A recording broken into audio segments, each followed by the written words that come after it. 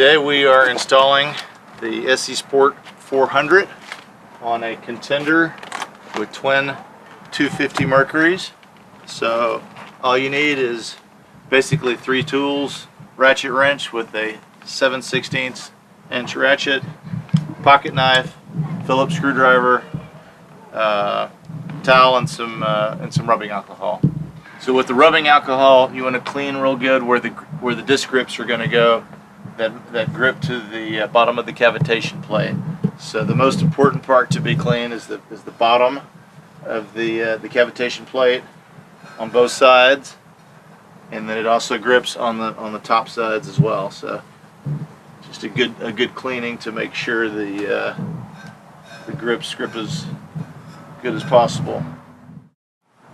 Okay, once you determine the proper position for the disc grips, some of the packages will include a blue sticky. Your package may have a red sticky, and these are going to go right on top of the cavitation plate, right above where the disc grips go, and that's going to stick to the top of the foil. So you'll need to remove the plastic tape on the bottom. Yours may be blue or red, and fasten those to the top of the cavitation plate. And then, of course, before you're ready to put the hydrofoil on, go ahead and remove the 3M. It'll either be 3M paper or just regular plain paper. First thing you want to do is remove the trim cover, the top piece. And what you need to do on that, there's a little lip that's going to slide forward. So you want to get your fingers under it, lift up a little bit, and slide forward. Sometimes it's a little tight, so you might want to slip a credit card under there. I would avoid any type of a screwdriver where you're prying up. You don't want to take a chance on cracking it. But maybe a little credit card to lift it up, and just kind of get your fingers in there, and you're pulling mainly forward and just a little bit up, and it'll slide right back. It clips down in, slide right back, and it's these two little clips that slide in right here, and then there's a Phillips screw that holds it. So that slides forward. Set it aside for the time being, and I want to show you the holes that are lined up ready to go, and this is going to line up on top of the cavitation plate. So if you set it on top of your cavitation plate, you really don't even have to measure your cavitation plate. You can simply look right down through it, and you can see on this one is a 7-inch cavitation plate. Only these top outboard holes are have light through them. You can see through them. So on this installation with the 250 Mercury outboard, we're going to use the ones for the 7-inch cavitation plate. So right there, and the D-washers, which are right in your hardware package. D-washers are these guys, and all you do is put them right over the 7. And as you're putting it in, you'll see there is one that's marked for a 6.5, a 6-inch, and a 5-inch, and then a separate hole here. The separate hole is if you choose to drill through the cavitation plate, but we've designed this where the disc grips make it where you do not have to drill. They will grip it. So either way, if you want to do the disc grips first, but there is a drill option as well right there.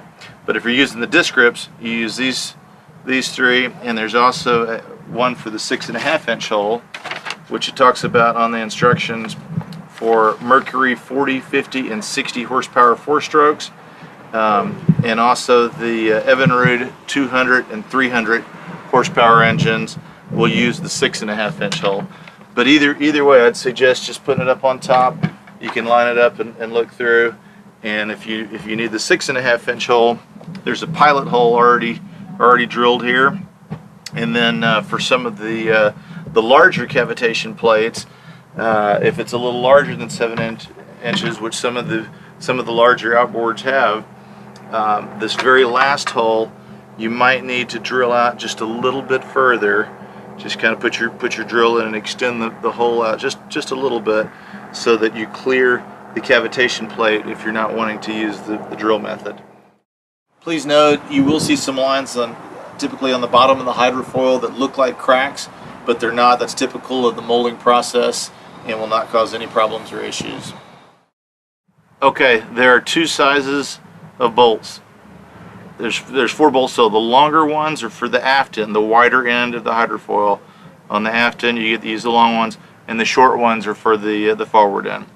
All of them go through the D-washers, and they are notched and slotted at the top. So make sure you have your long bolts. Line up the hole, drop it straight in. See how there's a little lip, it's raised up. So you're going to turn the top of the bolt until it drops straight down in, flush with the top of the D-washer. Short one goes in the forward one. Same thing. Turn it until it drops down flush. Okay. Long one here. Short one here.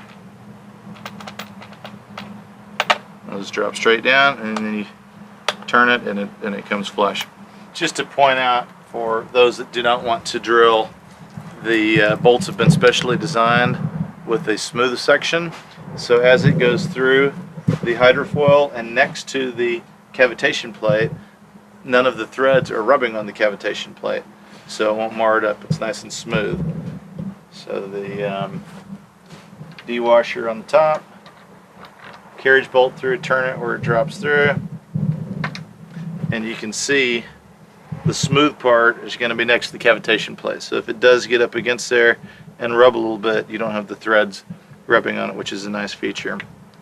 The next step, I'm going to take it back off just to show you the disc grips that are going to hold it. They go right on the bottom of the cavitation plate, where the edge is right up next to the cavitation plate, and this tape is easy to move on and off. But just to show you, on the cavitation plate, you have a lower step and an upper step, and you want to have the lower step with the groove right on the bottom of the cavitation plate, where the top step line comes up flush with the side of the cavitation plate. So you want to make sure you don't end up getting it turned like that. You can see the lip. You want to turn it until the slot drops down and the lower edge of the disc grip is right on there, and it's flush with the side. In this application, we have the disc grips with the glued rubber attached. Some packages may contain a separate rubber washer and a bare disc grip. On these applications, the rubber washer will go in between the disc grip and the bottom of the cavitation plate. So we talked about how the disc grips go on with the lower step on the bottom side of the cavitation plate, with the top slot flush against the side. Very self-explanatory. Make sure your drive is tilted up. You know, to crawl underneath it's hard. This is very easy. Sitting on a bucket, I can see exactly what I'm doing. You want to have all the hardware in your hand: the large stainless washer, small stainless washer, and the lock nut and the disc grip.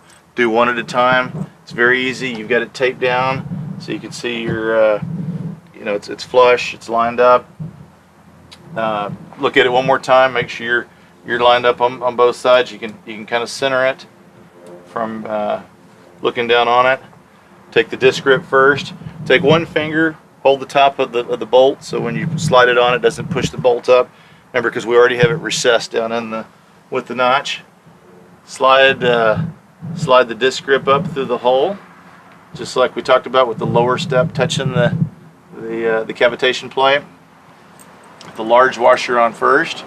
Again, you're going to push up the bolt if you don't hold the top with your finger. So hold the top of the bolt with your finger. Slide the large washer on first. Okay, and then I'm holding the threads with my finger to keep the washer from falling off. Now here's the smaller washer, and then last is the lock nut. Of course, the rounded part of the lock nut goes on the bottom. So just tighten it up, finger tight. You'll feel the plastic lock threads get secure. So that's loose, but it's finger tight until we crank down on it. So after you get all 4 disc grips on, go ahead and get your ratchet wrench with a 7/16 socket, and we're going to tighten them up in an alternating pattern just like you would, putting a tire on a car in an alternating pattern. And we want to tighten these down pretty snug, very snug. And first thing you want to do is line it up. Look at it from the top. Make sure you're lined up good, and then probably most importantly, from the bottom. And you can see you got just a little bit of play on each side.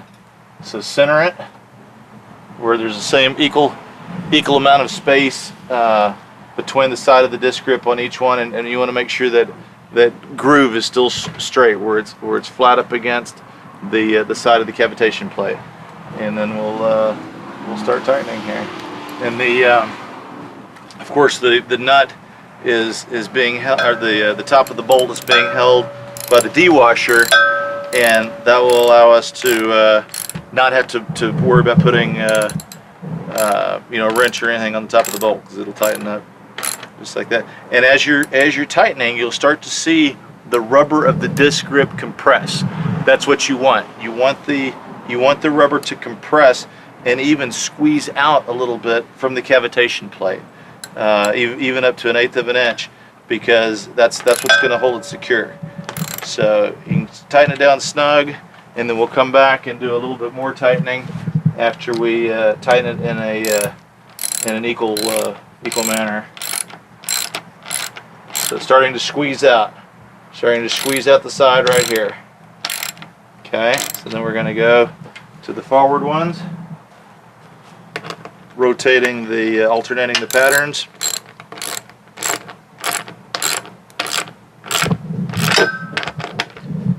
Starting to squeeze out, getting tight. The other forward one.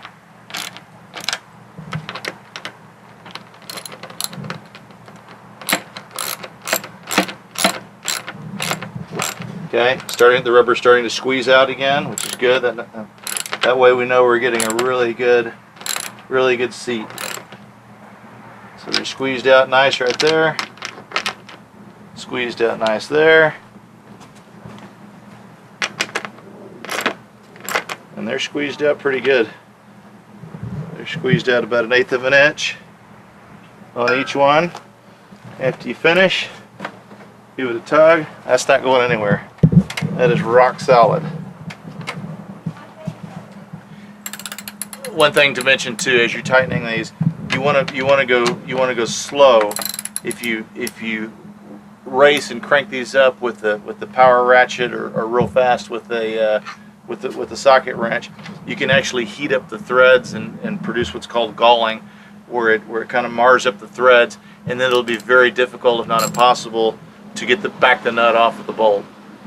The other thing is, after you get them on and they're secure, you can run the boat then, or if you go out the next day, after a little bit of settling, after they've just been on the first day, the first 24 hours, you can go back in and just double check that each of them are snug, because they'll probably tighten another half of a turn the following day, just as these grip discs get set in to the boat.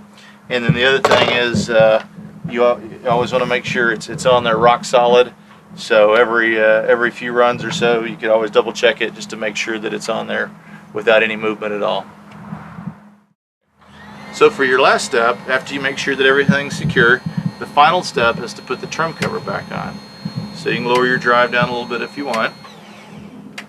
Trim plate, Phillips screwdriver, stainless Phillips screw. You want to slide the trim plate all the way forward. Let it set down on top of the hydrofoil. Push down right here, and you're locking these notches right here, right into the groove, and then this piece here snaps down right there, and the Phillips screw secures it. So you're pushing down and sliding aft at the same time. Pushing down, sliding aft, locks right in. Phillips screw, just line it up. That's it. Very simple. About a 10-minute installation. Rock solid fit. One more to go. 5 to 10 minutes, and we're off boating. Hope you enjoy.